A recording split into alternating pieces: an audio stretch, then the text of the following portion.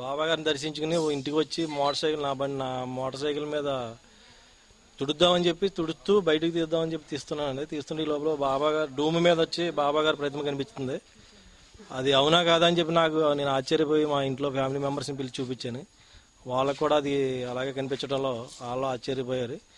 అక్కడి నుంచి మిగతా భక్తులందరూ చాలామంది వచ్చి అవన్నీ చూసి ఇది చాలా బాగా వచ్చిందని చెప్పి వచ్చిందని ఆనందపడుతుందో ఉన్నారండి. తర్వాత నిన్న ఉదయం 11:30-12 గంటల టైంలో మా ఇంటి కాంపౌండ్లోకి పాము ఒకటి వచ్చిందండి. వచ్చి 10 నిమిషాలు అటు ఇటు తిరిగేసి అది వెళ్ళిపోయింది, బయటికి వెళ్ళిపోయిందండి. దాన్ని మేమేం చేయలేదు, అది అట్లాగే వెళ్ళిపోయింది. ఈరోజు గురువారం అవటం, ఇలా బాబా గారి ప్రతిమ కనిపించడం మాకు చాలా ఆనందంగా ఉందండి. ఇది జరిగిందని, ఇదంతా యథార్థం, ఇందులో ఏమీ లేవు. మామూలుగా మన ఈ బండి మీద ఎప్పుడు స్టిక్కర్స్ అంటించడం కానీ అటువంటివి కూడా ఏం చేయలేదు. ఆటోమేటిక్గా ఈరోజు మార్నింగ్ అలా చూసేటప్పటికి అట్లా కనిపించింది. అది ఉంది.